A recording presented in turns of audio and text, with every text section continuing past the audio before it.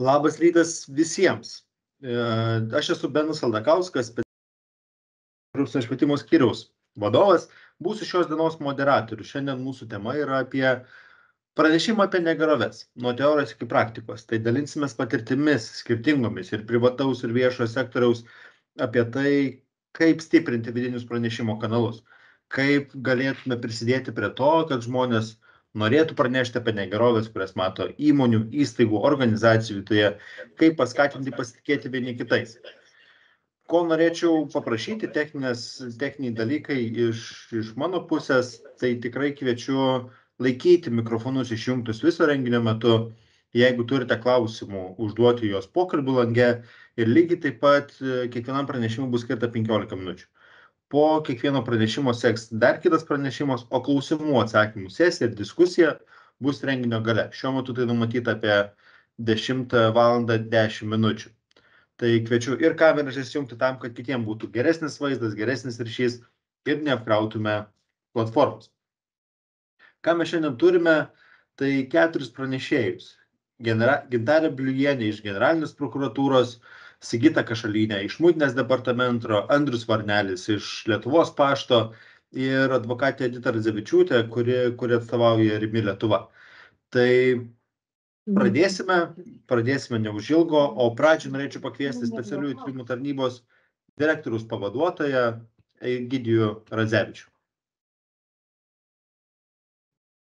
Sveiki visi, taip gausiai ir vėl susirinkę į dar vieną Skaidrumo akademijos renginį, šįsyk apie būdus pranešti ir realiai veikiančius vidaus pranešimų kanalus, kuriuos pristatys tiek Generalinės prokuratūros, tiek kitų organizacijų atstovai.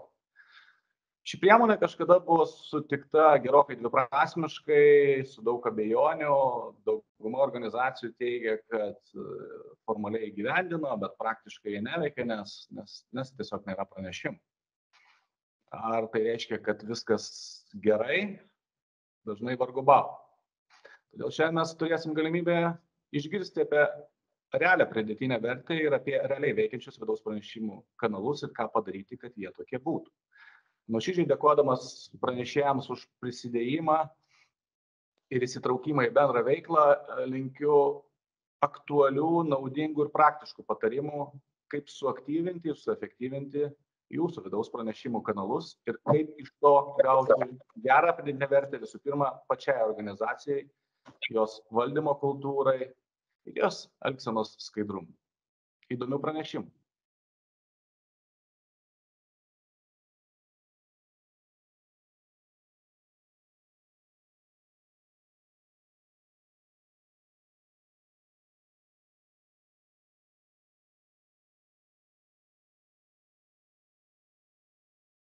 Atsiprašau, buvau išjungęs ir mikrofoną, ir kamerą.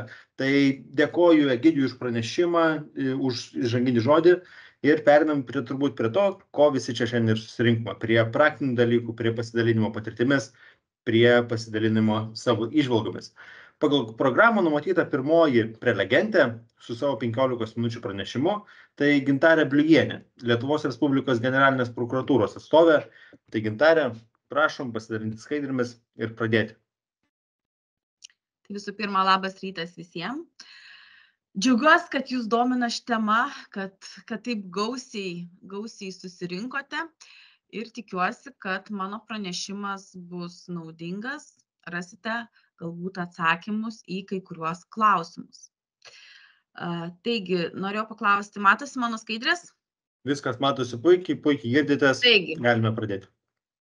Šiandien mano tema yra vidinio informacijos apie pažeidimus teikimo kanalo efektyvumo didinimas. Šiandien nekalbėsiu apie tai, kaip diegti vidinius kanalus, kaip juos tinkamai administruoti ir panašiai. Norėčiau pakalbėti kiek kitų aspektų.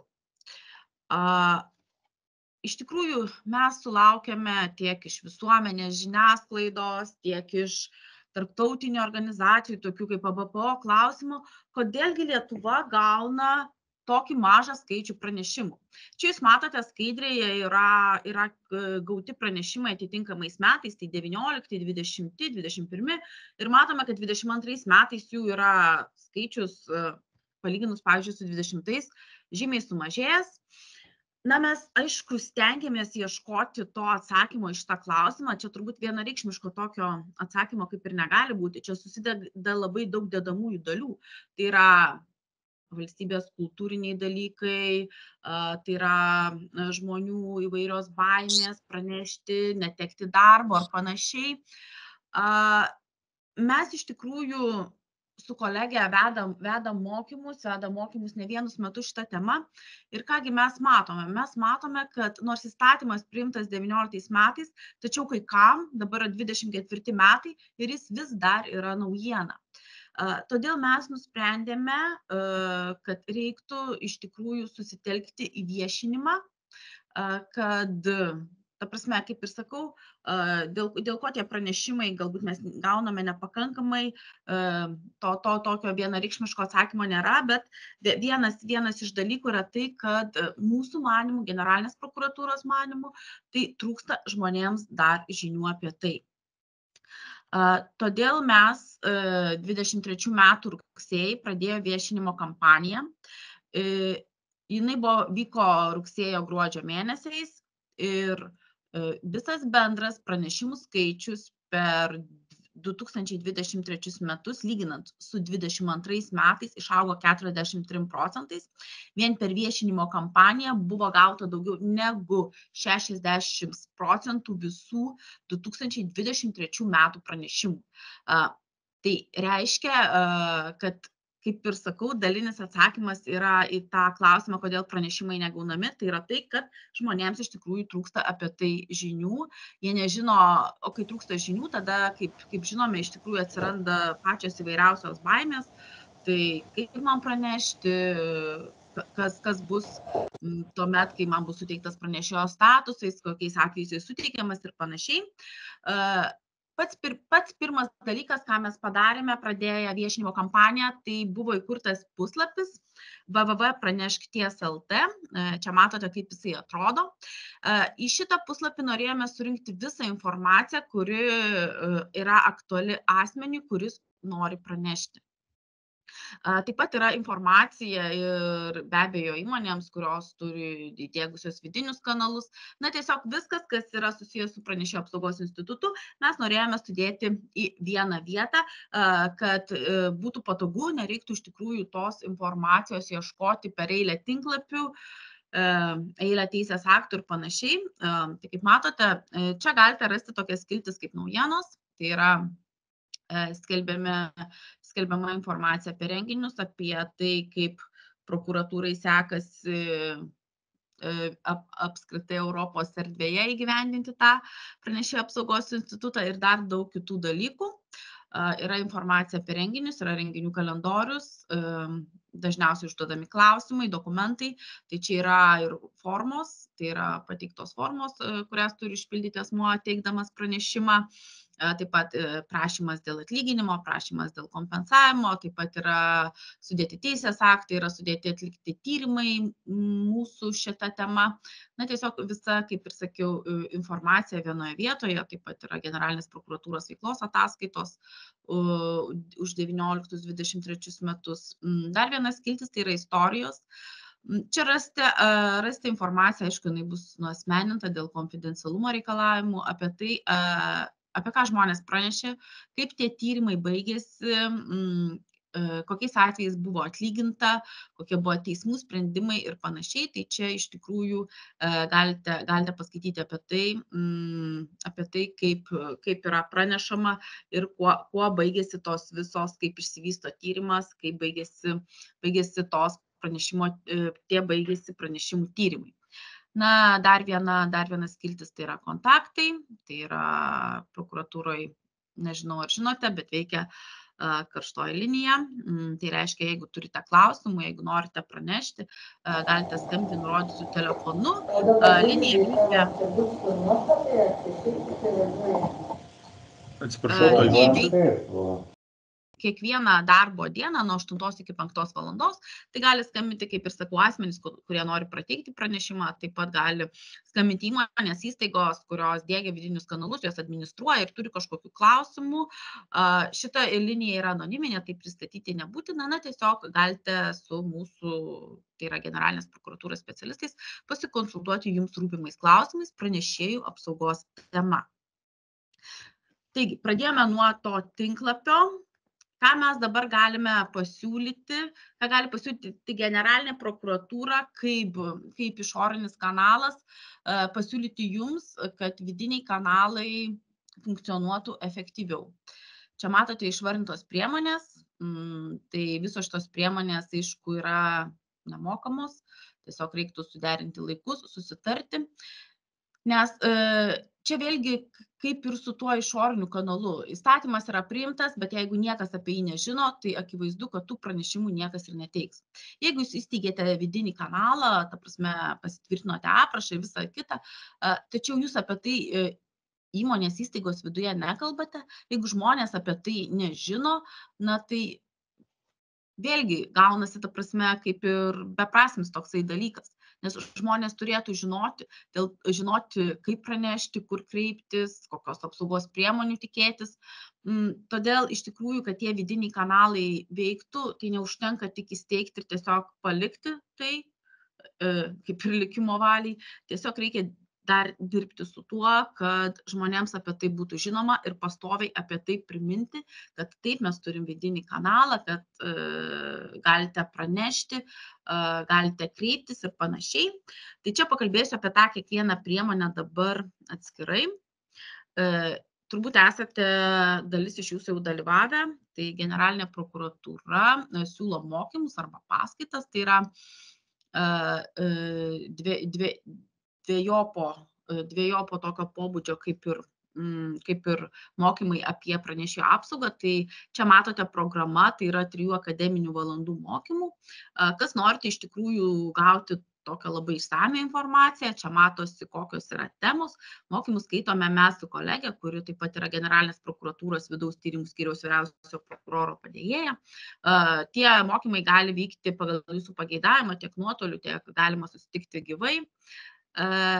Tai kaip ir sakau, galite rinktis arba tokius 3 akademinių valandų mokymus, arba galima tiesiog trumpa paskaita. Galbūt jau jūs tokius mokymus turėjot, bet vėlgi, kaip ir sakau, žmonėms nuolat reikia priminti apie tai, kad tas pranešėjų apsaugos įstatymas yra, kad jie gali pranešti.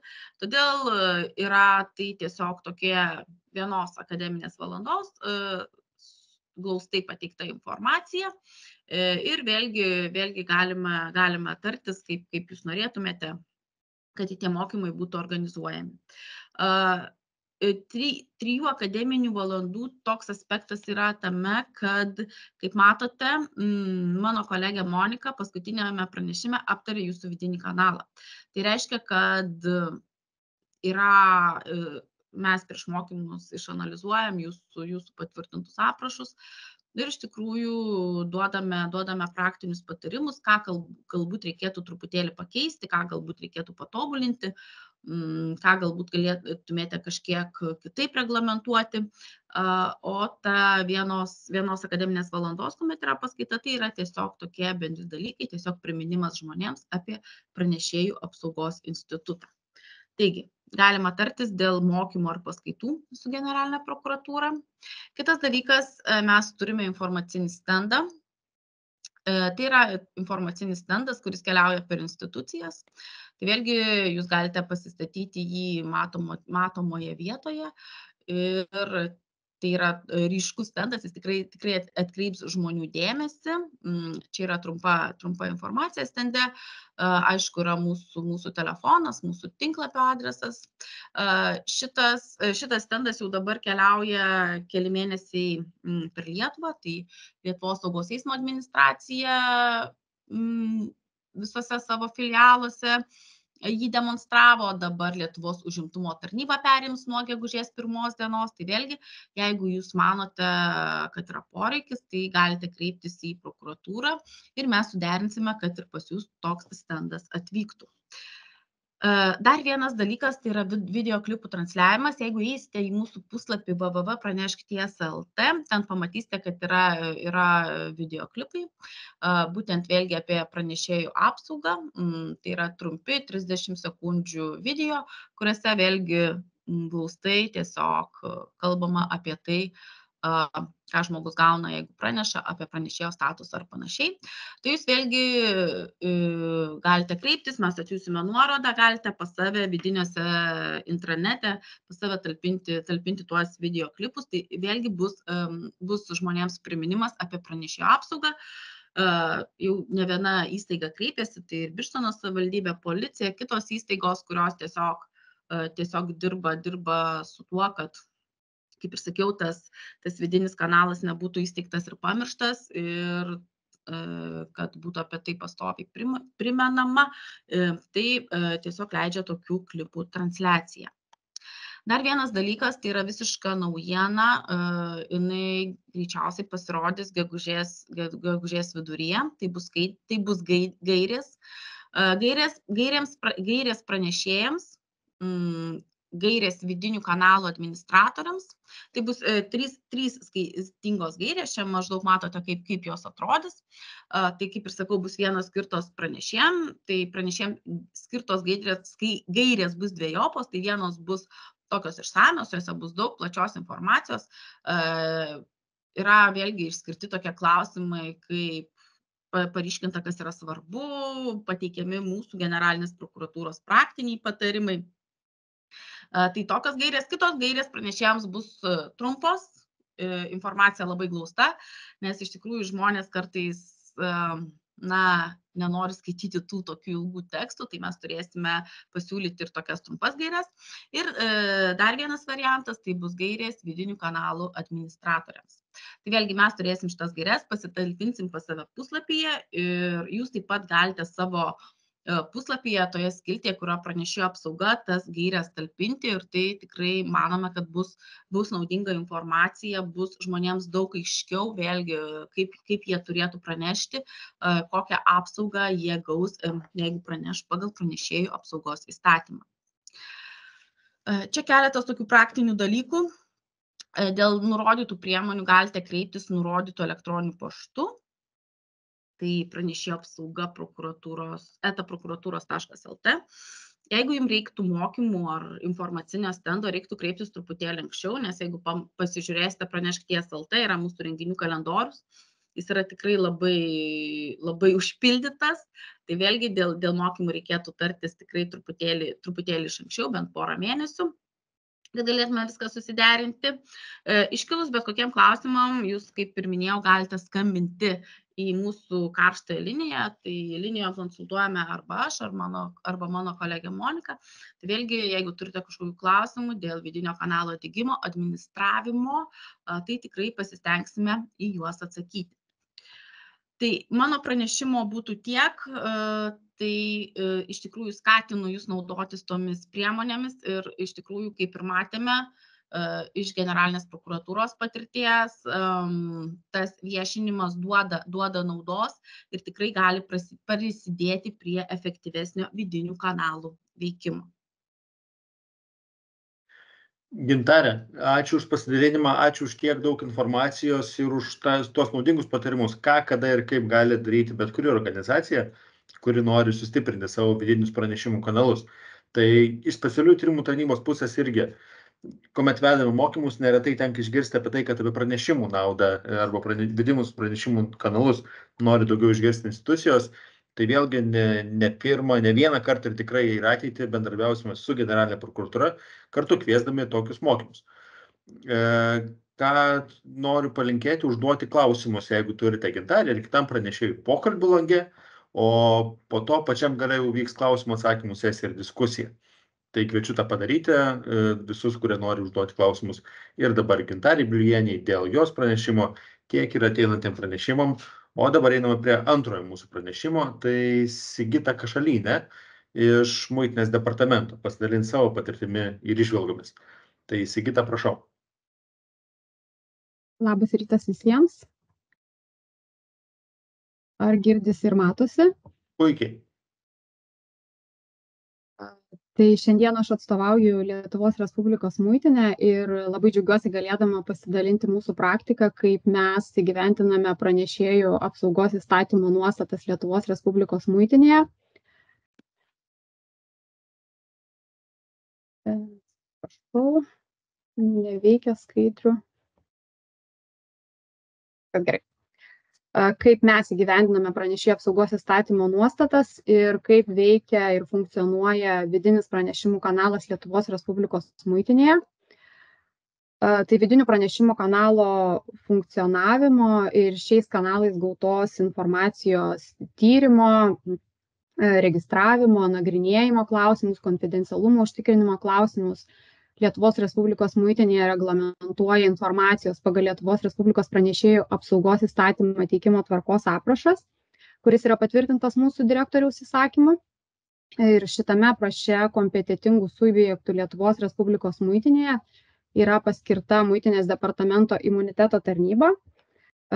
Muitinės departamento imuniteto tarnyba yra už korupciją atsparios aplinkos kūrimą Lietuvos Respublikos muitinėje atsakingas padalinys. Ir mes esame atsakingi už korupcijos prevencijos priemonių įgyvendinimą, už muitinės pareigūnų daromų teisės pažeidimų, tiek tarnybinių nusižengimų, tiek nusikalstamų veikų tyrimą ir už antikorupcinės aplinkos kūrimą Lietuvos Respublikos muitinėje. Ir būtent kurdami antikorupcinę aplinką mes esame paskirti atsakingais už pranešėjų apsaugos įstatymo įgyvendinimo užtikrinimą. Kaip kompetitingas padalinys mes esame atsakingi ir administruojame vidinį informacijos apie pažeidimus teikimo kanalą, analizuojame juo gautą informaciją, privalome užtikrinti konfidencialumą, bendradarbiaujame šioje srityje su kitomis kompetitingomis institucijomis bei kaupiame statistinius duomenis. Kalbant apie pranešimo būdus Lietuvos Respublikos muitinėje, tai savo tvarkoje mes esame nusimatę 3 būdus, kuriais asmenys gali pranešti apie pažeidimus. Tai yra elektroniniu paštu ir tiesiogiai atvykus. Tam, kad būtų užtikrinta galimybė pranešti elektroniniu paštu, esame sukūrę atskirą elektroninį paštą pranešėjų apsauga @lrmuitinė.lt. Šį elektroninį paštą administruoja imuniteto tarnyba. Ir svarbu turbūt pažymėti, kad prie šio elektroninio pašto yra suteiktos labai ribotos prieigos teisės ir jį matyti ir prie jo prisijungti gali tik tai kompetitingo padalinio vadovai ir asmuo, kuris kompetitingam padalinyje yra paskirtas atsakingas už šiuo elektroniniu paštu gautos informacijos registravimą. Antras būdas tai yra paštu. Numatytų adresų muitinės departamentui galima atsiųsti pranešimą paštu ir šitoj vietoj, ką labai svarbu pažymėti ir kokį saugiklį mes esame nusimatę, kad ant voko asmuo teikiantis informaciją turėtų pažymėti kompetitingam subjektui asmeniškai. Kodėl tai yra padaryta? Tai tam, kad būtų maksimaliai užtikrintas konfidencialumas. Nes jeigu nebūtų tokios žymos, atėjus vokui į raštinę, tas vokas būtų atplėštas ir taip yra padidinama rizika atskleisti asmens duomenis. Bet jeigu atsiranda tokia žyma ant voko kompetitingam subjektui asmeniškai, tai tą voką yra draudžiama atplėšti ir jisai turi būti neatplėštas, perduotas kompetitingam padaliniui, tai būtent imuniteto tarnybai.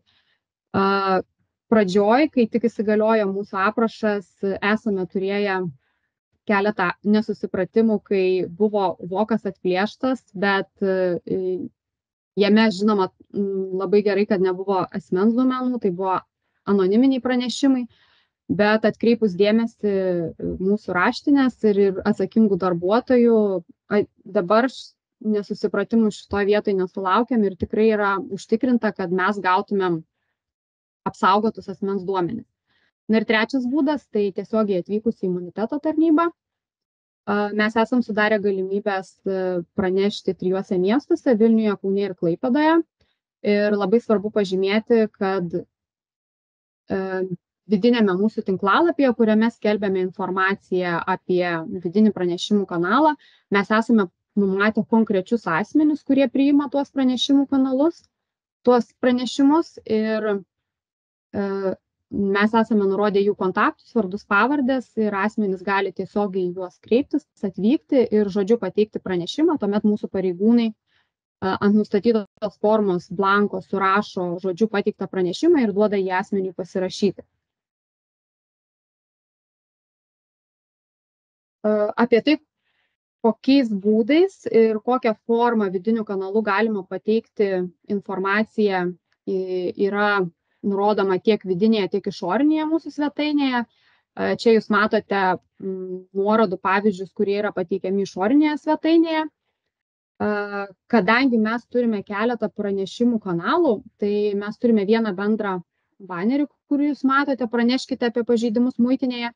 Ir jį atsidarius jau yra pateikiamos nuorodos į mūsų turimus kanalus, kuriuose yra detalizuota, kokio pobūdžio informacija ir apie ką ir kokiais kanalais ir apie ką galima pateikti muitiniai.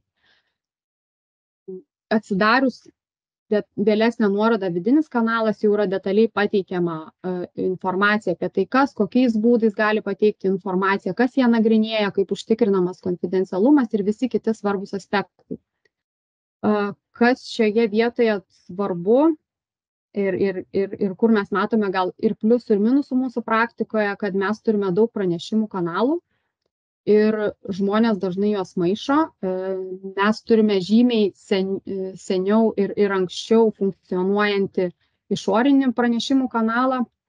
Tai galite matyti irgi apibrėžtas raudonai yra nemokamas pasitikėjimo telefonas, yra sudaryta galimybė tiesiogiai palikti pranešimą interneto svetainėje ir tas kanalas išorinis funkcionuoja, kaip ir minėjau, muitinėje jau senai ir mes ir viduje jį platindavome kaip galimybę pateikti pranešimus, juo galėdavo teikti pranešimą, bet koks asmuo iki mūsų vidinio kanalo įdiegimo ir turbūt šiai dienai mes ir susidurėme su ta problema, kad žmonės maišo šitos kanalus ir taip pastebėtina ne tik kalbant apie mūsų darbuotojus, bet ir apie išorę, nes tikrai iš turinio matom, kad tiek į vidinį pranešimų kanalą, tiek į išorinį pranešimų kanalą ateina ne ta informacija, kuri tam skirta, bet šioje vietoje turbūt svarbiausia paminėti, kad iš vis svarbiausia tą informaciją yra gauti, ją tinkamai išnagrinėti ir žinoma tada susidėti saugiklius, jeigu yra poreikis užtikrinti asmens duomenų saugumą,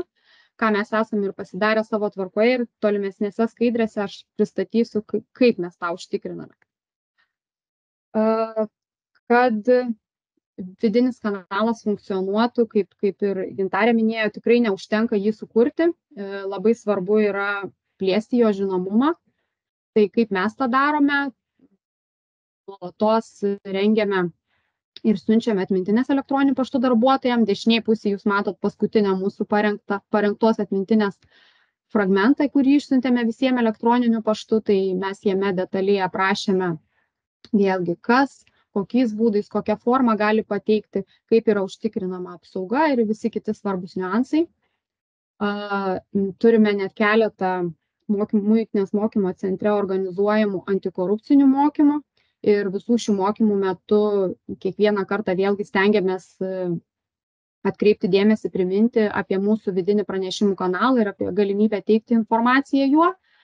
Taip pat jau esame suplanavę mokymus su generalinė prokuratūra, pasinaudojame jų pasiūlymų ir birželio mėnesį turėtų būti suorganizuoti mokymai prokuratūros muitinės darbuotojams, kur vėlgi būtų pristatyta galimybę teikti pranešimus ir informuoti darbuotojai apie tai, kaip bus jie apsaugoti ir kaip pranešėjo apsaugos įstatymas saugo jų teises ir kaip mes viduje užtikrinam konfidencialumą ir visus kitus svarbius aspektus.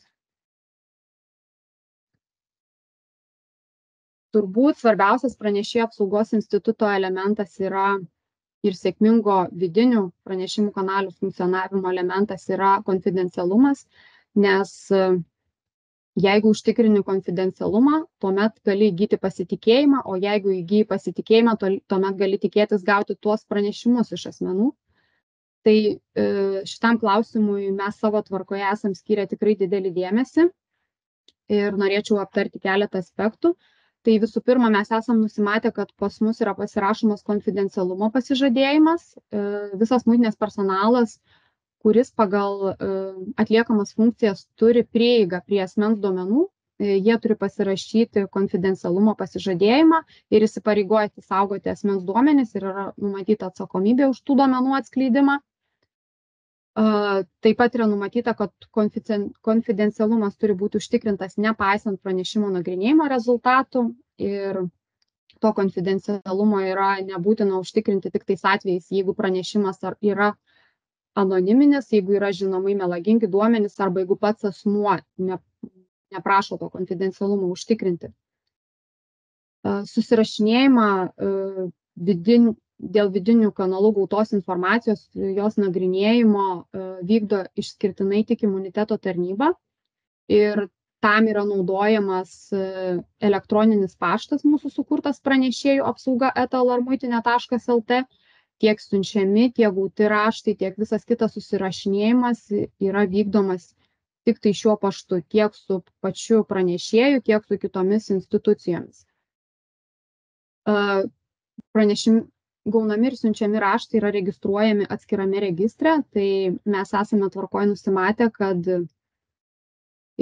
kad mes turime atskirą registrą, jis yra popierinis, dokumentai nėra registruojami bendroje dokumentų valdymo sistemoje ir tas registras yra saugomas imuniteto tarnyboje ir nėra perduotas, kas dar svarbu, nėra perduotas bendra tvarka archyviniam saugojimui. Jis yra saugomas pas mus visą numatytą saugojimo laikotarpį tam, kad būtų užtikrintas asmens duomenų konfidencialumas.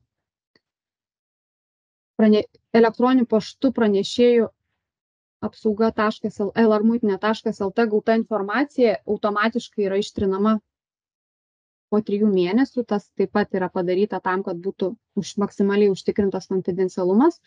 Žinoma, gavę tą informaciją mes ją spausdiname, mes ją saugome popierinėse numatytose bylose ir jos yra saugomos numatytą laikotarpį tiek, kiek reikia, tačiau pačiam elektroniniam pašte gauta informacija yra ištrinama.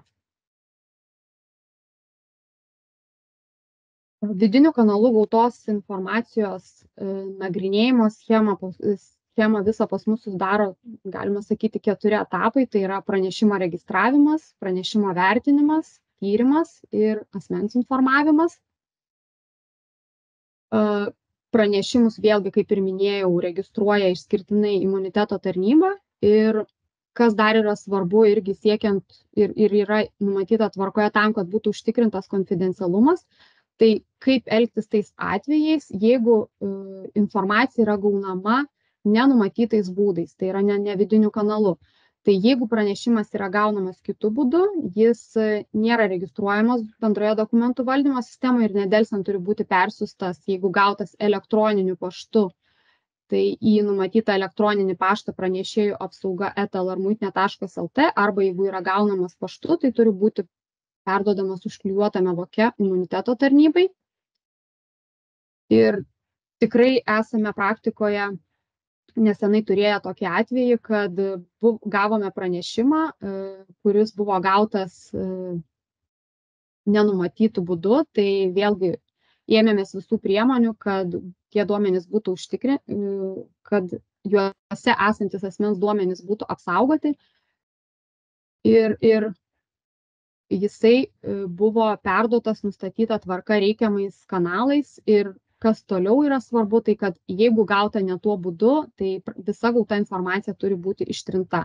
Tai vėlgi mes buvome gavę nenumatytų elektroniniu paštu, o mūsų bendru elektroniniu paštu muitinėje ir iš, kaip ir minėjau, išoriniu mūsų kanalu sukurtų elektroniniu paštu, tai mes nedelsiant tą informaciją iš tų elektroninių paštų ištrynėm, vadovaujantis mūsų tvarkos nuostatomis tam, kad būtų užtikrintas konfidencialumas ir kad su tais duomenim negalėtų susipažinti asmenys, kuriem nereikėtų jų matyti pagal mūsų tvarkas.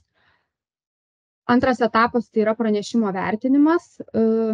Kompetitingas padalinys turi įvertinti pranešimą, ar jis yra neanoniminis, ar muitinė yra įgaliota tirti gautą informaciją ir kompetitinga, ir ar asmuo prašo suteikti pranešėjo statusą. Ir tuomet gali būti priimtas įvertinus šį pranešimą atitinkamas sprendimas. Tai gali būti priimtas sprendimas persiųsti pranešimą prokuratūrai dėl pranešėjo statuso suteikimo. ir nagrinėti informaciją pas mus muitinėje, jeigu tai yra susijęs su muitinės kompetencija. Taip pat gali būti persiųstas pranešimas prokuratūrai ir tiek dėl statuso suteikimo, tiek dėl sprendimo dėl tolimesnio nagrinėjimo priėmimo, jeigu tai nėra susijęs su muitinės kompetencija. Jeigu asmuo nepageidauja gauti pranešėjo statuso ir jeigu pranešimas liečia muitinės kompetenciją, tai mes galime priimti sprendimą jį nagrinėti arba persiųsti kitai institucijai, jeigu mes matom, kad tai nėra susijęs su mūsų kompetencija.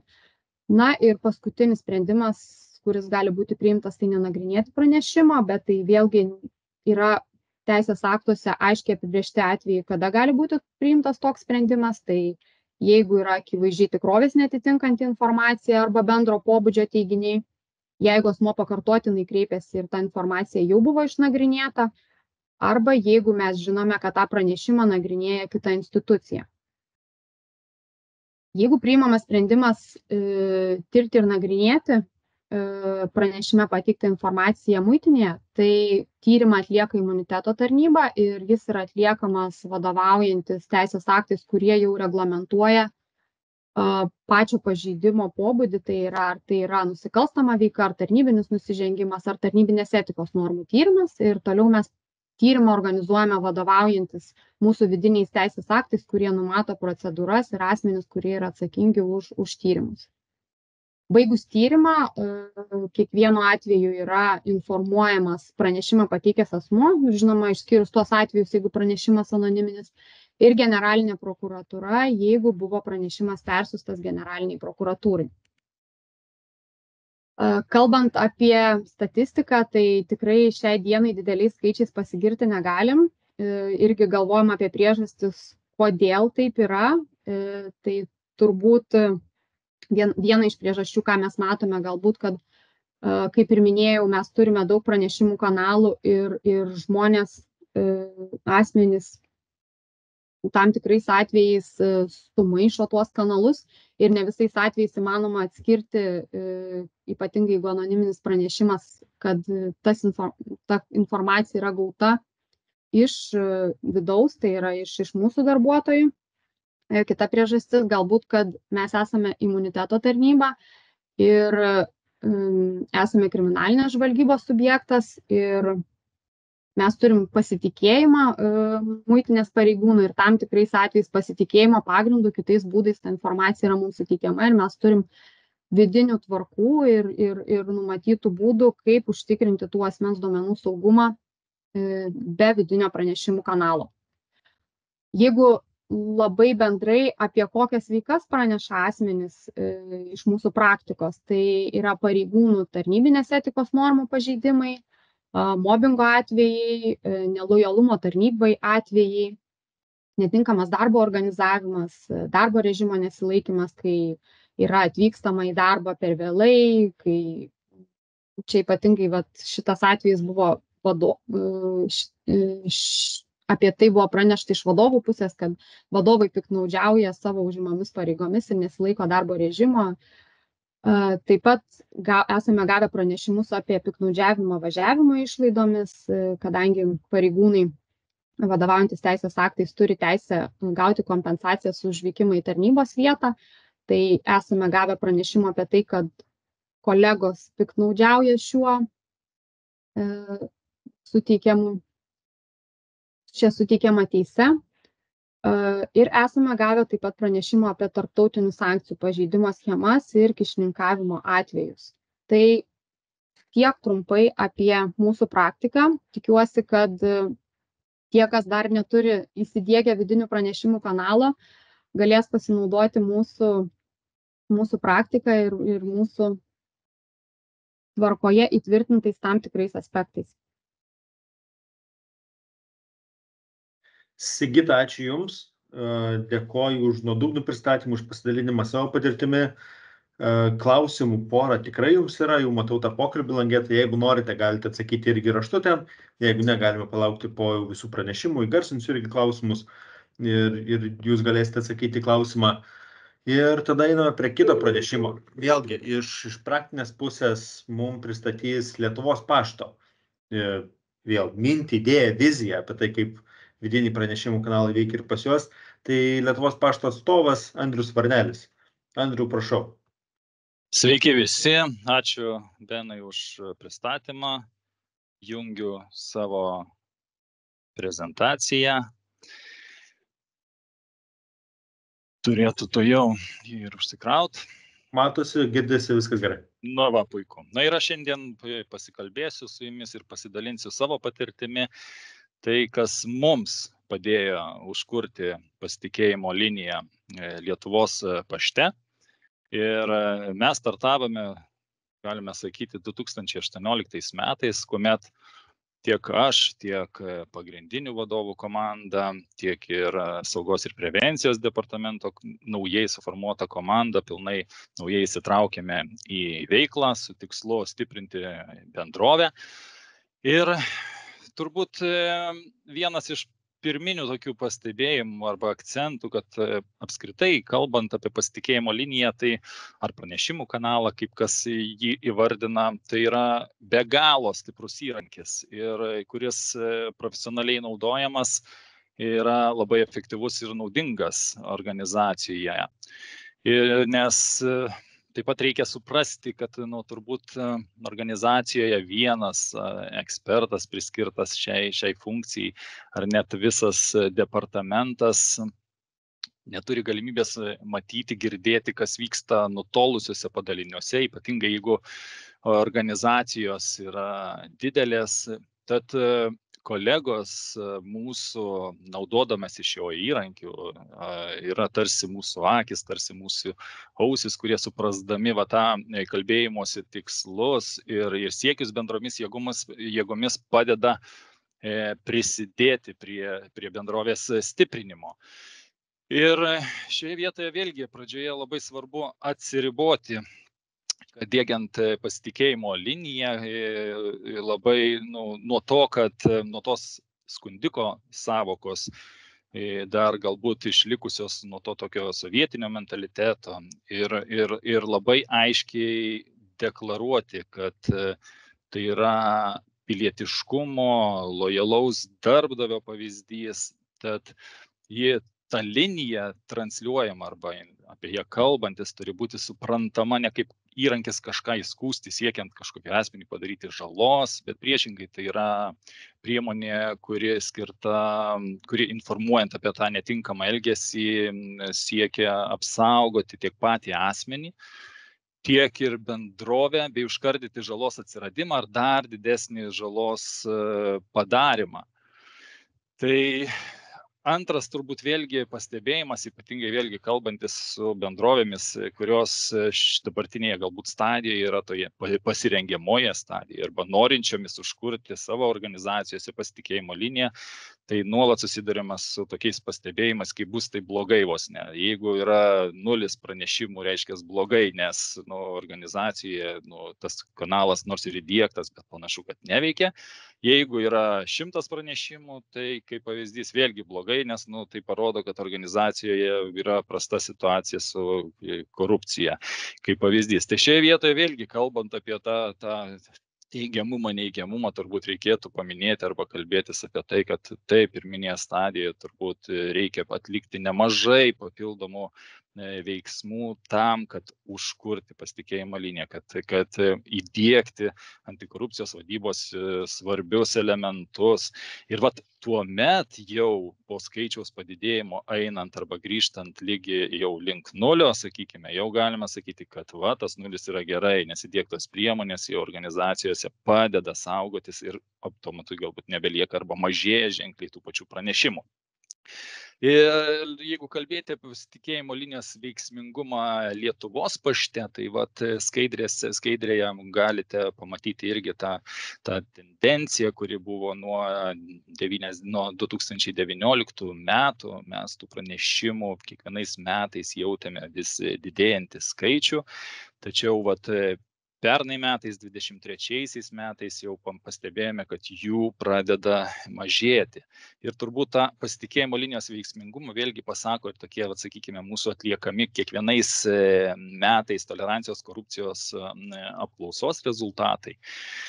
Tai vėlgi net 94% respondentų darbuotojų žino, kam pranešti apie galimus pažeidimus. Už 91 sutinka, kad bus užtikrintas konfidencialumas. 95% respondentų vėlgi tiki, kad tai bus imtasi veiksmų, bus tinkamai incidentas arba tas pranešimas ištirtas, įvertintas. Tad pagrindinis akcentas turbūt galėtų būti toks, kad kol dirbome ties pranešimų kanalo viešinimu, jo patikimumo auginimu ir prevencinių veiksmų nustatymu, tas pranešimų skaičius augo. Šiais metais, praeitais metais jau pranešimų mažėjimas, pranešimų jaučiamas mažėjimas, nes dalis veiklos sričių yra sutvarkyta. Darbuotojų sąmoningumas tikime, kad yra išaugęs, prisidėjo kai kurių papildomų antikorupcinių priemonių įgyvendinimas, tokių kaip pavyzdžiui kandidatų visų patikra, bet kokių ateinančių naujai dirbti į Lietuvos paštą, turto valdymo procesų pilnas sutvarkymas ir panašiai. Taigi, sakykime, veikiant pasitikėjimo linijai, ko reikia, žiūrint per mūsų pačių Lietuvos pašte atliktų veiksmų patirtį. Tai vienas iš ingredientų, tai yra aiškus ir stiprus turi būti antikorupcinis fonas bendrovėje.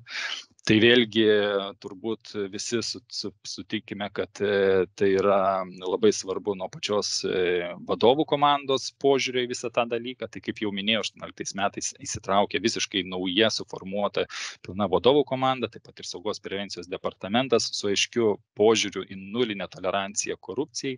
Prie to labai prisidėjo vėlgi ir pati ta žinutės skleidimas nuo aukščiausio lygmens, tai tuo metu buvusio ministro Roko Masiulio ir jo komandos skleidžiama žinutė, lygiai taip pat ir valdybos narių skleidžiama žinutė. Tai tas fonas iš vadovybės buvo labai aiškus ir be jokių abejonių vystantis. Dabar antras momentas turbūt šiame fono skleidime, tai yra visos kuriamos, sukurtos tvarkos, kuriuose vėlgi tie patys akcentai dėdami buvo dėl antikorupcinių vertybių, sakykime, organizacijose. Tai per įvairias tiek vidines tvarkas, tiek ir per netgi išorinius dokumentus, tokius kaip ir sutartinių nuostatų papildymus bendrosiuose dalyse, kuriuose labai aiškiai indikuojama bendrovė, ko netoleruos, ir netgi su galimomis pasekmėmis, jeigu paaiškėtų, sakykime, iš partnerių ar iš klientų, sakykime, pusės vykdomi kažkokie tai korupcinio pobūdžio veiksmai. Antras dalykas ar antras ingredientas, tai be galo svarbus irgi yra paties to pagrindinio žmogaus ar eksperto, kuris atsakingas organizacijoje už antikorupcijos vadybos sistemos kūrimą ir to paties kanalo priežiūrą, sakykime taip. Tai yra jo vaidmuo organizacijoje. Ir jo kompetencija, jo vertybinis suvokimas, jo ir atsakingumas. Ir vėlgi iš praktinės pusės, turbūt kalbantis organizacijomis, galima girdėti įvairiausių tokių pasvarstymų, kuomet organizacijos, kurios nori pradėti įgyvendinti arba įdieginėtis šį kanalą, sakykime, bendrovėje, tai priskiria kažkokį tai, sakykime, kolegą, kuris prie savo turimų funkcijų arba darbų dar ir privalo pradėti užtikrintis ir tokių antikorupcinių veiksmų, tos antikorupcinės vadybos sistemos kūrimo organizacijas, kaip pavyzdys, ten galėtų būti iš teisės departamento žmogui pasakoma, žiūrėk, nuo šiandien dar pradėk rūpintis ir tuo personalo departamento, kokybės skyriaus ir panašiai. Ir reikia turbūt labai aiškiai suprasti, kad tiesiog primetus šią funkciją kažkam, pokyčius padaryti bus be galo sunku, nes tam reikalinga gili kompetencija ir daug tam skiriamo laiko. Ir dar vienas turbūt iš šito ingrediento dalis, tai yra be abejo, tai ne vien tik tai eksperto, tas pasitikėjimas ekspertų, bet turbūt ir viso padalinio, arba kaip pavyzdys pas mus saugos ir prevencijos departamento pasitikėjimas. Ir tam reikalinga ir įkvėpta, įsitraukusi, motyvuota, įgalinti veikti, kompetitinga komanda su stipriomis vėlgi žmogiškomis vertybėmis. Tai vėlgi mūsų atveju 19, 21, 23 metais Lietuvos pašto darbuotojų įsitraukimo tyrimuose saugos ir prevencijos departamentas yra lyderis ir aš labai už tai dėkingas visai saugos ir prevencijos departamento komanda už tuos darbus ir šitą požiūrį, už šitą svarbą, sakykime, kur yra skleidžiama organizacijoje. Trečias ingredientas, kurį reikia irgi būtinai paminėti, tai yra be galo svarbi yra švietėjiška veikla. Tai aiški, nuosekli, plati antikorupcinio požiūrio sklaida, korupcijos netoleravimo akcentavimas visose tvarkose, nuostatose, sutartinėse ir panašiai, bendravime su kontrahentais, įvairiose situacijų vertinimuose, tiek žodinėse, telefoninėse, tiek susitikimų metu. Tai mes šioje vietoje Lietuvos pašte turime įvairius kanalus, tai tiek Infonetas, kuomet skleidžiame tą žinutę, sakykime, visiems darbuotojams vidiniu kanalu, pašto pulsas, turime vėlgi leidinį, popierinį, tą žurnalinį leidinį, kurį kartą į mėnesį leidžiame ir platiname visiems nutolusiems padaliniams. Pašto balsas, vėl elektroniniai laiškais skleidžiamos žinutės, aišku, visas ugdymas nuo naujoko dienos prasidedančios programos kasmetinės, tokios kaip antikorupcinės mokymo, apklausos darbuotojų vykdomos, matant, kuriuose vietose galbūt reikia pastiprinti kažkokius tai veiksmus ir panašiai. Ir be galo svarbus kasdienis konsultavimas. Tai yra žmonės išdrįsta skambinti, teirautis, tikslintis dėl bet kokiausių aplinkybių. Ir šioje vietoje vėlgi kiekvieną skambutį atsiliepiam, su kiekvienu darbuotoju kalbamės, su kiekvienam darbuotojui pateikiame patarimus. Švietėjiška veikla yra be galo svarbus organizacijai šitas ingredientas. Ir mes turbūt tą matome vėlgi apie rezultatus apklausų metu atliekamus, tai vėlgi 23 metų duomenimis. Tai 93 nedarbuotojai nurodė, kad yra komunikuojama antikorupcijos veiklos klausimais, 88%, kad teigia, kad pastebėjęs korupcijos darbe apie tai praneštų asmenims atsakingiems už korupcijos prevenciją ir 75%, kurių mes siekėme šiais metais, pernai 73% buvo darbuotojų žinantys apie Lietuvos pašte vykdomos korupcijos prevencijos priemonės. Taigi švietėjiška veikla, kuris yra trečias svarbus ingredientas. Toliau pereiname prie ketvirto, tai vėlgi aktyvi komunikacija apie pasitikėjimo linijos veikimą ir jos tikslą.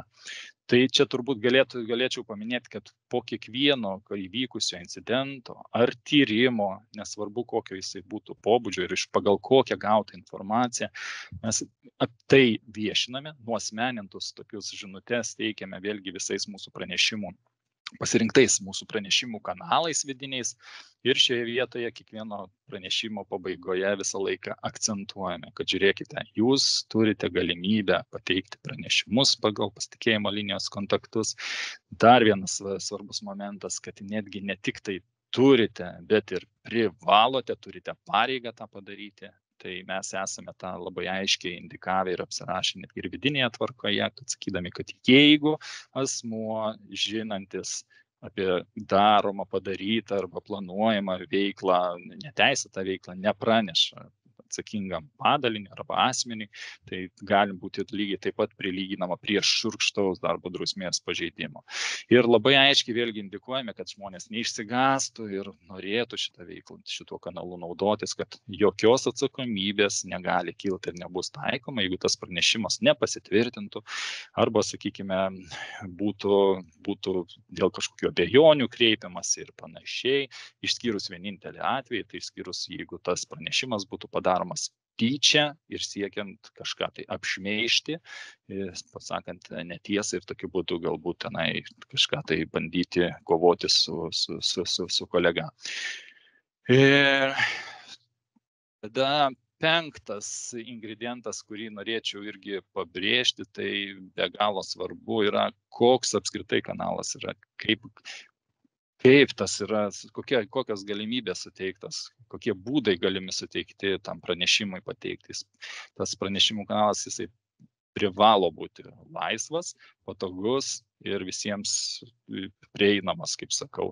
Tai mes aiškiai tą komunikuojame ir savo kolegomis, kad Tai gali būti tiek raštelis po durimis, tiek skambutis iš nežinomo numerio, tiek elektroninis laiškas, tiek pokalbis prie kavos, visi būdai yra priimtini. Bei visus šios būdus komunikuojame kaip tinkamus apie pranešti.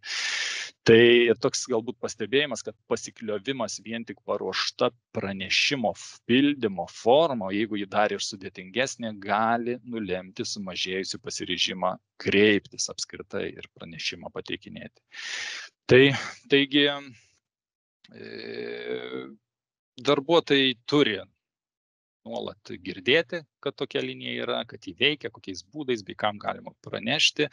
Ir dar 20 berods paskui praėjusių metų duomenimis, vėlgi tolerancijos korupcijos apklausos duomenimis, 95 darbuotojai žino, kam ir kokiu būdu bendrovė galima pranešti apie pažeidimus. Tai vėlgi svarbus indikatorius, kad ta žinutė, mūsų darbuotojai, mūsų skleidžiama pasiekia. Šeštas ingredientas, tai pasitikėjimas tais, kurie prižiūri pasitikėjimo liniją, reaguoja į gautus pranešimus. Tai be jokios abejonės turi būti skiriamas dėmesys visiems pranešimams, mes juos visus reaguojame, juos visus įvertiname ir visus ištiriame. Tai ir visame šitame pratime be jokios abejonės užtikrindami pilną konfidencialumą. Tai vėlgi apklausos duomenys, 91% darbuotojų sutinka su teiginiu, kad pranešus apie korupciją Lietuvos pašte būtų užtikrinamas vėlgi pranešėjo konfidencialumas. Ir 7. paskutinis mano galbūt paminėtas gali būti ingredientas, tai yra bus pokyčio po pateikto pranešimo vyksmas. Tai visais pasitvirtinusių pranešimų atvejais, priklausomai nuo incidento pobūdžio, yra priimami sprendimai. Sprendimai tokie kaip ir, sakykime, ką daryti toliau, tai yra inicijuoti procedūrų, tvarkų atnaujinimą, drausminę, administracinę ar baudžiamą atsakomybę, nuasmeninto incidento viešinimą ar kitokią kažkokią prevencinę priemonę. Ir vėlgi tolerancijos korupcijos apklausos duomenimis 95% darbuotojų sutinka su teiginiu, kad paaiškėjus apie galimą korupciją atvejus Lietuvos pašte būtų tinkamai ištirtas ir įvertinas.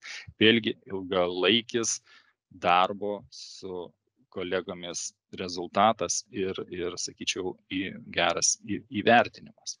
Taigi, apibendrinant, prevencinė svarba, tai prevencinė, tai aš turiu omeny, kad netgi vien kanalo egzistavimas ir jo veikimas, žinant, kad jisai tinkamai ir gerai veikia, jau yra prevencinė gera priemonė tiems asmenims, kurie galbūt kažką planuotų netinkamai pasielgti, daryti ir panašiai, suprantant, kad apie tai gali būti pakankamai lengvai paaiškėti šitas, sakykime, jų ketinimas arba atliekamas veiksmas. Tai prevencinė žinutė jau nuo pat pradžių, tai egzistuojant geram veikiačiam kanalui, yra pakankamai svarbi ir stipri. Įpareigojimas, tai vėlgi pasikartosiu, kad mes labai aiškiai indikuojame, kad žiūrėkit, jeigu jūs esate lojalūs darbuotojai, tai jūs ne tik tai, kad turite teisę pranešti apie pastebėtus pažymius, bet netgi ir turite pareigą apie tai atlikti ir tą padaryti ir apie tai mums kalbėtis. Aiškinimas apie šio sakykime, vertinimą, šio pranešimo pateikimo arba pranešėjo atžvilgio, tai vėlgi, kaip ir sakau, tai nėra skundimas, tai yra pilietiška pareiga siekiant gerų tikslų darbdaviui. Ir vėlgi motyvacinė priemonė naudotis pasitikėjimo liniją turbūt vėlgi galėtų būti viena ir labai vėlgi svarbi, kad turi pranešėjas arba darbuotojas suprasti, kad jeigu, sakykime, pati organizacija bus skaidri, bus patikima, tai lygiai taip pat organizacija elgsis ir to paties darbuotojų atžvilgiu, skaidriai, patikimai ir panašiai. Tai tokioje aplinkoje ir norisi dirbti, ir tokią organizaciją stiprinti ir ją kurti.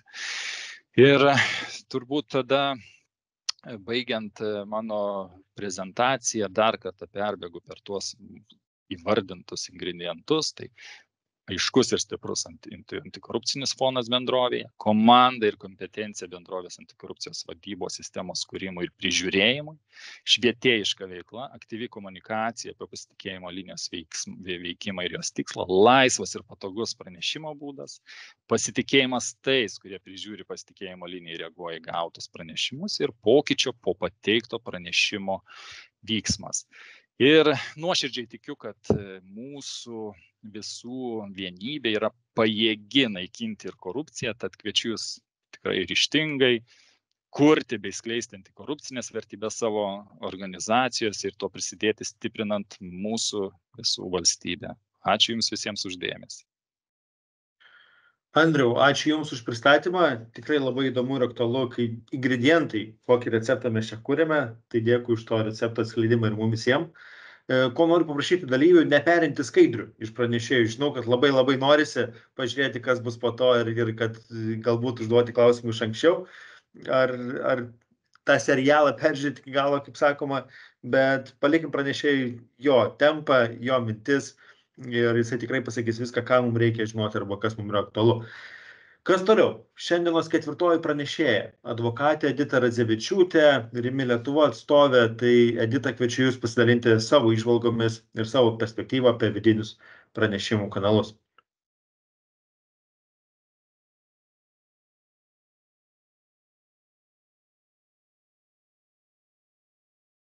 Edita, Jūsų negirdime, berods? Nors matau, kad mikrofonas Jūsų įjungtas, tačiau negirdime.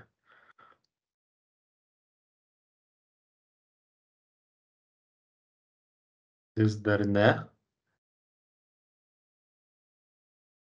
Nu va, dar prieš gerą valandą viskas buvo lyg ir gerai, lyg ir veikia. Bet ne, dar negirdim.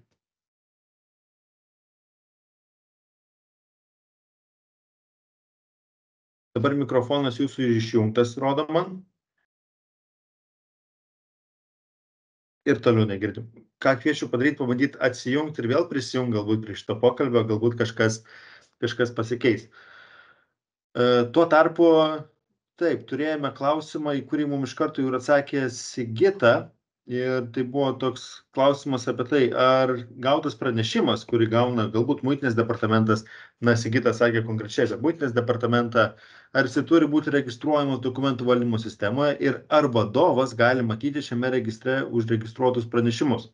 Ar tai gali matyti tik kompetentingas subjektas. Tai Sigitas atsakymas buvo ganėtinai aiškus ir išsamus, kad tokie pranešimai nėra registruojami bendroje dokumentų valdymo sistemoje. Jis yra visiškai atskiriame registre, kurį gali matyti tik kompetentingas subjektas, tą turime omeny imuniteto tarnyba. Tai įstaigos vadovas nesusipažįsta su pranešimais. Tai ačiū Sigitai už atsakymą, ačiū dalyviui už klausimą. Edita, antras dublis. Dabar jau matote, girdėt. Super, labai gerai. Taip, dabar tada dalinuosi ekranu. Ar matot ir viskas gerai?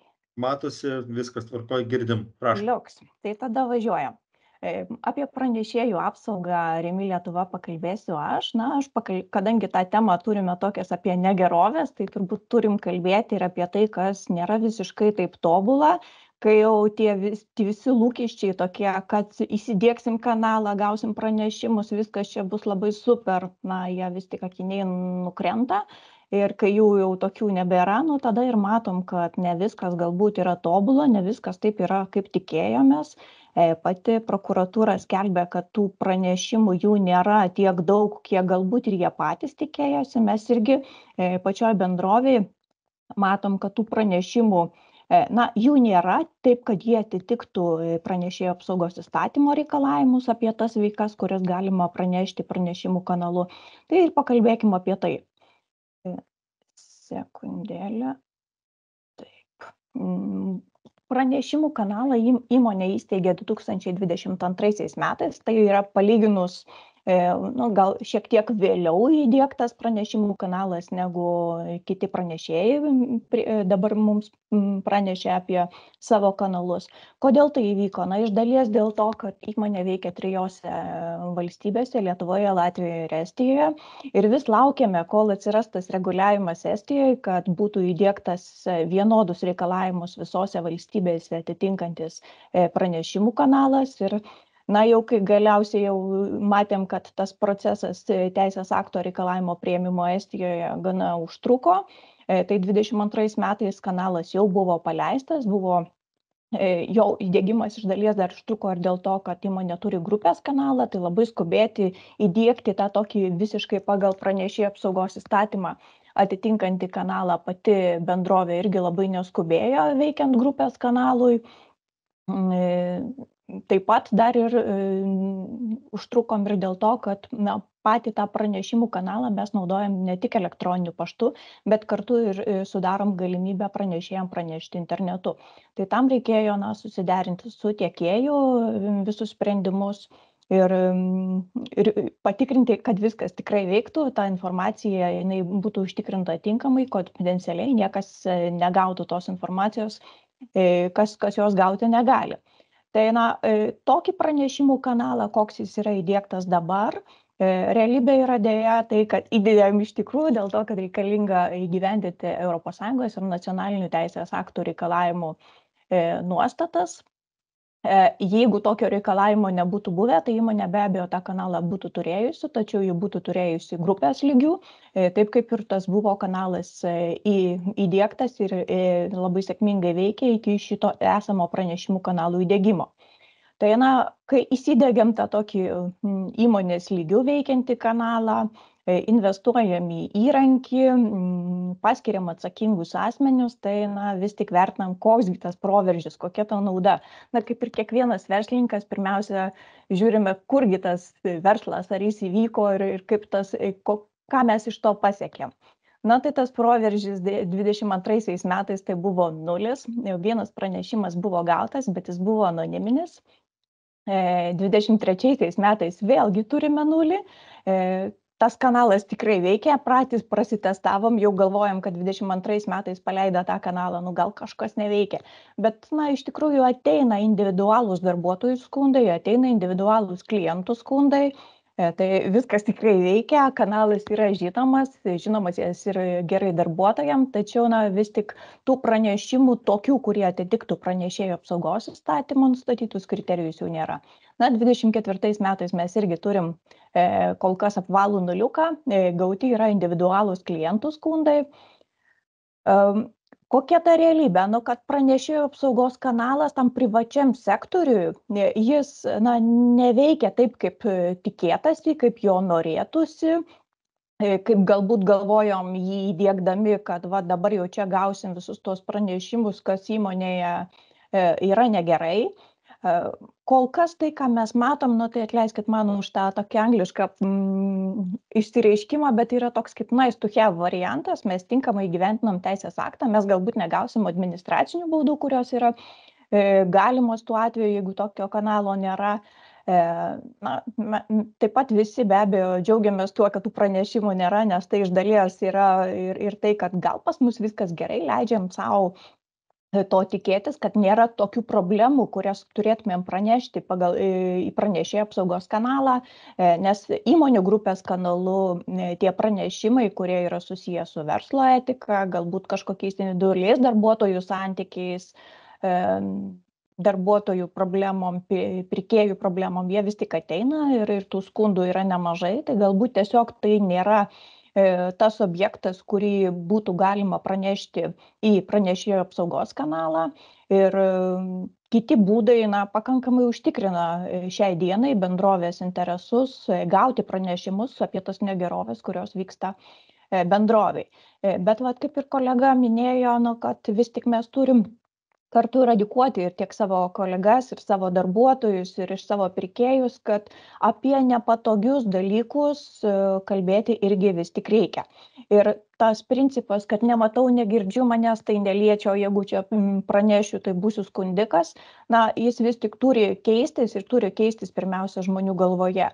nes apie nepatogius dalykus kalbėti reikia vien tam, kad tie dalykai kažkurie keistusi ir kad nereikėtų, sakykime, kiekvienam darbuotojui vėliau daryti, ai, kam čia pranešti, vis tiek niekas nesikeis. Tai vat, kad to neturėtumėm ateityje, kad galėtumėm padaryti kažkokį pokytį. Kalbėkime apie tos nepatogius dalykus, spręskim tos dalykus tam, kad pačioje organizacijai būtų geriau.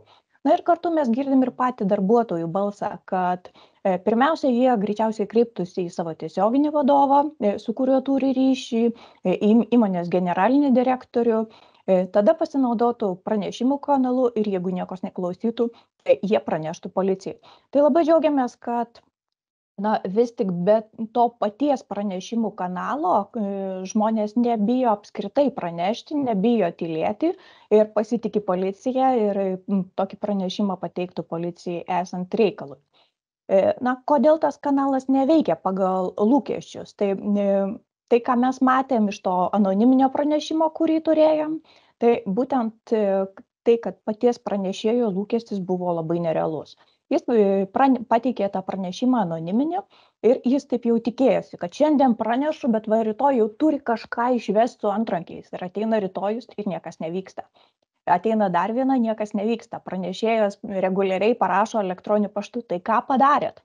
Ir, tyrėjas, ką gali padaryti šitoj vietoj tyrėjas? Apklausėm ką nors, pasitikslinom, surinkom medžiagą, renkam įrodymus, vyksta procesas. Koks tas pranešėjo tas lūkestis yra, kad sprendimas būtų priimtas greitai, ir to sprendimo greitai nėra. Ir deja, bet tas lūkestis, kai tas lūkestis yra nerealus, kad ir rytoj niekas nieko neišveda, vis tik tas ir pasitikėjimas tuo pranešimų kanalu, deja, bet jis nėra toks, kad pranešėjas visiškai būtų įsitikinęs, kad čia greitai išspręs šitą problemą. Taip, tą problemą tikrai išspręs ir bus sugrįžta su komunikacija pranešėjui, ką padarėm ir kaip padarėm, tačiau rezultatas neateina greitai. Ir jeigu pranešėjo lūkesčiai yra nerealūs, tai gali nulemti nusivylimą tuo esamu kanalu. Kitas dalykas, kaip ir minėjo muitinės departamentas, įmonių kanalų iš tikrųjų yra daug ir galbūt net ir per daug. Ir kai nėra to vieno kanalo, kai mes turim be pranešėjų apsaugos kanalą, dar pranešimams galimybės pranešti apie korupciją, apie priekabiavimą, smurtą darbe ir mobbingą. Taip pat, kadangi dėl veiklos pobūdžio turim kanalą pirkėjų nusiskundimams ir dar kanalą dėl duomenų apsaugos, tai labai dažnai pasitaiko, kad yra pasirenkamas netinkamas kanalas. Ir kaip, tiesiog ir į pranešėjų apsaugos kanalą ir dar kažkur papildomai atkeliauja informacija prisegant prie elektroninio laiško ir duomenų apsaugos pareigūną ir pirkėjų klientų aptarnavimo centrą ir visus, kieno elektroninį paštą galėjo rasti įmonės tinklalapyje, tai vis tik konfidencialumas ir galimybė jų užtikrinti labai apsunkėja šituo atveju. Ir tiesiog net ir komunikuojant apie tai, ką galima pranešti pranešėjų apsaugos kanalu, tai žmonėms vis nėra pakankamas komunikavimas ir jie tiesiog rašo visiems, kas galbūt jų klausysis. Ir tai, ką mes matom, kokius tos pavyzdžius matom, kad kokios iš tikrųjų tos didžiosios problemos ateina į pranešėjų apsaugos kanalą, tai kad parduotuvai buvo pasibaigęs prekės galiojimo terminas, kad kažkam prieš nosį uždarė parduotuvės duris. Tai tokius pranešimus mes gaunam ir į pranešėjų apsaugos kanalą. Kas be abejo atsakius pranešėjui, kad jūs ne čia, mes galime jūsų pranešimą persiųsti kažkur kitur, bet šitam kanale šitas pranešimas nebus sprendžiamas, tai irgi be abejo sukelia tam tikrą nepasitenkinimą. Aš bandžiau, aš dariau, bet nepataikiau, tai gal nebereikia, kitą kartą gal nebedarysiu. Tai tų kanalų didžiulis kiekis ir sukelia tą netinkamą pasirinkimą pranešti. Ir tai, ką aš asmeniškai manau, kad jeigu asmuo nori pranešti anonimiškai, jam turėtumėm sudaryti tokią galimybę, praktinę galimybę tą padaryti. Ir nors, tvarkos apraše mes turim reguliavimą, kad pranešime turi būti pateikti asmens duomenys reikalingi asmeniui identifikuoti, bet vis tik jums reikia siūlo galo ir kaip privatus sektorius, jeigu jūs norit gauti tą siūlo galą, iš kurio galėtumėte atvinioti kažkokius pažeidimus, tai tikrai sudarykit galimybę asmeniui pranešti anonimiškai. Taip jūs bent jau gausit pranešimą apie tam tikrą informaciją, apie tam tikras negeroves, kurias galėtumėte spręsti vėliau ir priimti tam tikrus sprendimus, pagerinti savo organizacijos būklę. Ir lygiai taip pat ir tie, kas esate įsidėgę kanalus, tie, kas dar galbūt jų neįsidėgėt, bet paklausėt visų šitų gražių idėjų dėl kanalų įdėgymo, tai vis tik įdėgus kanalą, kažkas iš esmės nepasikeičia. Ir jūs galite įdėkti kanalą, jūs galite gauti baudas, jeigu galima skirti baudas už tų kanalų neįdėgymą. Lygiai taip pat galima įkurti telefono liniją, kur 24 valandas kažkas keltų telefoną ir priimtų tos pranešimus. Jūs galite sukurti elektroninius įrankius, kurie būtų patogus, sakykime, jaunesniai kartai per appsus pranešimų teikimą, bet jūs negalite priversti jais naudotis. Ir tas pagrindinis dalykas, kuris skatina žmonės naudoti šitais kanalais, yra pasitikėjimas. Ir pirmiausia, tas pasitikėjimas yra tarp darbuotojo ir tarp jo darbdavio arba jo tiesioginio vadovo. Kitaip, kad ir kokį kanalą jūs įdiegsit, jūs turėsit įrankį. Bet tas kanalas jums realiai neduos naudos, kurią galėtumėt darbuotojo ir darbdavio pasitikėjimo pagrindų gauti informaciją. Ir tokiu būdu, vis tik mes dalinamės patirtim, kad pranešimų kanalos sukūrimas yra tik tai kelio pradžia. Jeigu jūs įdiegsit tą kanalą, jūs formaliai gyvendinsit šį reikalavimą, taip tikrai jūs tai apsaugos nuo administracinės atsakomybės. Bet veiksminga ir efektyvu bus tik tai, kai jūsų pačios įmonės DNR yra skaidrumo, viešumo ir neteisėto elgesio netoleravimo kultūra. Ir pirmiausia, tai yra galimybė kalbėtis apie tam tikras abejonės, net jeigu nežinau, ar tai yra nusikaltimas, ar tai yra kažkokie įtarimai. Kalbėkime apie tai atvirai, praneškit savo vadovui, praneškit tam asmeniui, kuris gali kažką spręsti, kuris gali priimti sprendimą, kuris pradės žiūrėti, kas galbūt yra kažkoks probleminis atvejis ir ieškos tam tikrų sprendimų, kaip tą situaciją ištaisyti. Ir kuo daugiau tų kanalų šiai dienai mes turime, kaip jau matėte, tuo toliau yra tas mūsų žmogus, mes jį turime nusiųsti iš vieno kanalo į kitą ir kad tų formalumų būtų mažiau, kad arčiau jūsų būtų tas asmuo, tas pranešėjas. Pirmiausia, kurkite tą skaidrumo situaciją bendrovėje, kad susikurtų realus pasitikėjimas. Ačiū Jums.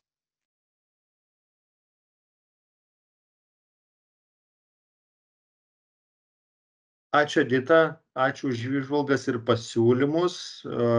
Tikrai manau, kad nesvarbu, ar tai yra privatus sektorius ar viešasis sektorius, principai pranešėjo kanalo, vidinio pranešimų kanalo apsaugos, svarbos, iš esmės turi būti vienodi. Vis tiek vizija yra ta pati, kodėl mes norime, kad žmogus praneštų. Nesvarbu, kuriame sektoriuje jisai dirba, ar kokiais pagrindais, kokiais funkcijomis ir panašiai. Tai tikrai dėkoju visiems pranešėjams už šiandienos įžvalgas. Dėkoju už skirtingų požiūrių parodymų, už skirtingų tų, kaip Andrius sakė, ingredientų papasakojimą ir pristatymą mums visiems. Ir dar turime kelis klausimus, kurie dar galbūt nebuvo atsakyti. Tai Gintarė, Sigita, ačiū Jums, kad įvardinote kai kuriuos atsakymus jau čiate, mūsų pokalbių lange.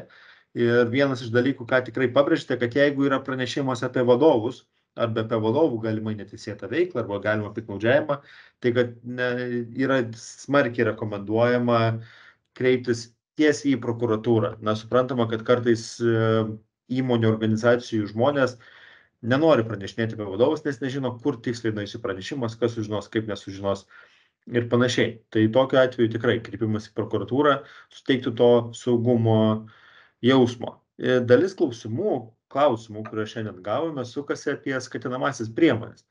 Tai yra, kokia nuomonė būtų pranešėjų apie skatinamąsias priemonės pranešantiems asmenims. O jeigu nėra iš vis pranešimų gauta, kokių priemonių motyvuoti darbuotojus siūlytumėt suteikti, tai nežinau. Čia jau turbūt kiekvienas pranešėjas gali iš savo pusės atsakyti, tai nežinau, Gintarė, Andriu, matau, esate įsijungę. ekranus. Edita, kurie norėtumėt pradėti. Galėčiau truputėlį padėti, nes mes pradžioje irgi svarstėm tokią galimybę, dar kai pradėjom kurti kanalą ir jo įgyvendinimą visą rūpintis. Tai vis dėlto pasirinkome tą požiūrį, kad vis dėlto tai ne piniginė paskata turėtų lemti pranešimo pateikimą, o vis dėlto darbuotojo supratimas, kad kuo stipresnė organizacija ir kuri yra patikima, skaidri, sąžininga ir panašiai, tai ir jo ta pati darbinė aplinka bus vertinama lygiai taip pat, tai yra jo atžvilgių individualiai ir panašiai. Tai mes į tą skatinimą per pinigus vis dėlto nenuėjome. Žinau, kad yra tam tikrų pavyzdžių irgi organizacijose, kurios naudojo ir šitą skatinimo priemonę, tačiau vėlgi tas rezultatas jisai nebuvo tiek toksai, kad, sakytų, wow, darome, nes jisai kažką tai padeda. Ir vėlgi tą mes pajaučiame, kad netaikant šitos skatinimo priemonės, mes tikrai sulaukiam begalės žmonių kreipimosi, mūsų kolegų kreipimosi, kurie normaliai bendrauja, pateikia informaciją ir visiškai nesitikėdami, kad už tai atgaus kažkokį tai atlygį. Tai yra darbas su žmonėmis, vienas dalykas, tikėjimas žmonių, kad tas kanalas veikia, pasitikėjimas tais, kurie tą kanalą formuoja ir tada, manau, visas tas projektas yra puikiai įgyvendinamas ir be piniginio skatinimo. Aš gal norėčiau trumpai pasisakyti dėl skatinimo priemonių. Tai mes siūlome irgi tai vertinti atsargiai, kadangi pats pranešėjo apsaugos įstatymas daug tų skatinimo priemonių numato, tame tarpe ir tas piniginės. Ir yra vyriausybės patvirtintoje tvarkoje nustatyta, kad žmogus negali gauti dvigubo atlyginimo, pavyzdžiui, už vertingą informaciją. Jeigu jis pateikia informaciją ir įmonė jam, daleiskim, skiria 100 eurų premiją, tačiau tada jam užkertamas kelias jau kreiptis generaliniai prokuratūrai dėl atlyginimų. Generaliniai prokuratūrai, kur skiriami atlyginimai, tikrai dydžiai skiriasi, tenais tie atlyginimai tūkstančiais yra skaičiuojami. Tai vėlgi, kad gautųsi taip, kad nebūtų padaryta tokia kaip ir meškos paslauga. Žmogus gauna, bet paskui iškertamas kelias iš tikrųjų gauti atlyginimą prokuratūroje. Tai vėlgi, sakau, mano patarimas vertinti labai iš tikrųjų atsargiai tas visas priemonės. Ačiū, Gintarė. Edita, taip. UAB Rimi Lietuva irgi nepasirinko kažkokių tai konkrečių kriterijų ar principų, kiek mokėti, už ką mokėti ir kiekvieną situaciją vertina individualiai. Vieną anoniminį atvejį, kurį turėjom, tai iš tikrųjų ten tuo atveju žmogui dėl tos pateiktos vertingos informacijos buvo išsiųsta jo nurodytų paštomatu dovanų kortelė. Tačiau praktikoje irgi stengiamės, kadangi tai buvo anoniminis pranešimas, tai be abejo jis negaus jokio atlygio ir kitokios skatinimo priemonės. Tai būtent todėl buvo pasirinktas tas toks sprendimas padėkoti asmeniui apie tai, kad jis tikrai nebijojo ir pranešė. Tačiau įmonė labai rezervuotai žiūri į tokius, sakykime, skatinimus už tai, kad tai lygiai taip pat gali skatinti ir pačius darbuotojus teikti vis tik melagingus pranešimus, ne visiškai pasitvirtinančius pranešimus. Ir skatinam žmonės būti pilietiškais ir pranešti apie realias veikas, ne dėl to, kad jie ten gaus 100, 200, 300 eurų, dėl to, kad tikrai yra blogai. Darykim kažką, kad šitą organizaciją būtų geriau. Ačiū. Ačiū įžvalgas. Lygiai taip pat specialiųjų tyrimų tarnybos pusės apie tą atlyginimą už pranešimus, ką mes irgi šnekame, kad negalime, sakykime, statyti visko ant materializmo, kad pranešti, tada kažką gaus. Pranešti turėdamas apsivalyti savo aplinką, aplink save ištaisyti kažkokias negeroves, nes tik taip gali pasiekti to tvarumo. Tai dėkoju Gintarei, Andriui, Editai už atsakymą į šį klausimą. Taip, dar vienas klausimas, matau, yra susijęs jau šiek tiek subtilesnis, tai yra rengiamas projektas, kad prie savivaldybės vidinio kanalo bus prijungiama ir pavaldžių įstaigų vidiniai kanalai. Kaip galima užsitikrinti, kad pavaldžios įstaigos atsakingas asmuo tinkamai supažindintų visus darbuotojus apie vidinį kanalą? Tai nežinau, Gintarė, gal nuo jūsų galim pradėti čia atsakyti. Tai aš kaip suprantu, siekiama įdėti tą konsoliduotą kanalą, nes vis tiek tų mažų įmonių, kad jiem nebūtų ta našta, ten tų kanalų pristeigti pas save, kad būtų vienas savivaldybėje.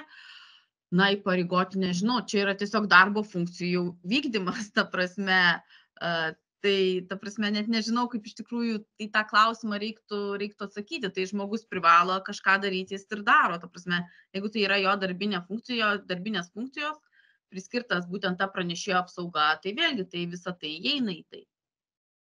Šitoj vietoj, kas uždavė klausimą, ką kviečiu, Skaidrumo akademijos tinklapyje po šio renginio bus patalpinta visa geroji praktika, taip pat YouTube bus šito renginio įrašas matomas. Tai kviečiu tuos pavaldžius asmenys nurodyti jiem pasidalinti šitą nuorodą šio renginio, nes ir Andriaus, ir Editos, ir Sigitos, ir Gintarės pranešimai yra tas meniu, sakykime, ar žingsniai, ką po ko galima daryti, kad savo organizacijos darbuotojus tu galėtum supažindinti ir tinkamai tvariai supažindinti su vidiniais pranešimo kanalais. Tai tiesiog, ką Gintarė gerai pasakė, tiesiog mes reikia dirbti su to klausimu, kad supažindinti. Nebus taip iš oro nuleista, kažkas parašė, per funkcijas nuleido ir viskas egzistuoja. Ant popieriaus gal ir gražiai atrodys, bet ar tai veiks, neaišku. Tai čia va ta pagrindinė, atsiprašau, ta pagrindinė turbūt ir žinutė yra, kad jeigu tai yra centrinės įstaigos atsakingas asmuo, tai ir jo užduotis ir bus eiti per tas įmonės, važiuoti, pristatymus daryti, aiškinti, mokinti ir panašiai. Jeigu tose organizacijos yra paskirtas žmogus, tai tada jau paprastesnis lygis. Tas centrinės organizacijos žmogus bendrauja su tais priskirtais asmenėmis ir jo užtikrinimo laukia iš tos pusės. Nes mes turim tokių pavyzdžių organizacijos, kur irgi tos motininės kompanijos išleidžia instrukcijas arba visas tvarkas arba panašiai ir jos tiesiog yra kaskaduojamos kitiems padaliniams savo organizacijų ir viskas tas puikiai veikia. Tai čia pasirinkimo metodas, bet taip, pastangos ir darbas individualus. Na ir aš asmeniškai labai skatinčiau būtent šitą kanalų konsolidavimą ir privačiam sektoriui tas irgi labai aktualu, ypač jeigu tai būtų, sakykime, leidžiamas įmonių grupės kanalas, nes tada žymiai paprasčiau jį administruoti, žymiai paprasčiau skirti resursus, skirti specialistus, kurie sugebėtų tuos visus viešinimo, mokymo sprendimus įgyvendinti tinkamai. Aš girdžiu labai generalinės prokuratūros pranešimą ir skleidžiamą žinutę, o ką jūs darysit, ar jūs suspėsit per tam tikrą minimalų terminą pranešti prokuratūrai, jeigu toks pranešimas būtų gautas, bet iš kitos pusės ta administracinė našta, kuo jinai bus mažesnė, tai tikimės, kad ir pats tas kanalas jis bus šiek tiek efektyvesnis, ypač tai aktualu įmonių grupėms. Ačiū, Edita. Tai dar paskutinis užsifiksavimas, klausimas, ar pranešimai bus prieinami. Tai taip, skaidrumoakademija.lt, skiltyje geroji praktika yra bus ir šiandienos, yra visi praeiti buvusiai Skaidrumo akademijos renginiai, kur galite pamatyti pranešimus. Ir lygiai taip pat Skaidrumo akademijos YouTube kanale bus galima rasti ir šio renginio įrašą. Tai Edita, Sigita, Gintarė, Andriau, ačiū Jums labai šiandien už skirtą laiką, už savo pavyzdžius, savo įžvalgas. Noris tikėti, kad tas vidinių pranešimų kanalas bus ne tik formali pareiga ar formalus reikalas mūsų organizacijoms, bet tai ir pradės veikti ir nešti naudą pačiai organizacijai, organizacijos reputacijai, o per tai, kaip sakė Andrius, galiausiai ir mūsų visuomenė, mūsų valstybei. Tai pradėti nuo mažų žingsnelių. Tai dėkui visiems klaususiems, ačiū pranešėjams ir susimatom kitose renginiuose. Viso. Dėkui. Ačiū, viso gero. Ačiū dėmesį. Viso gero.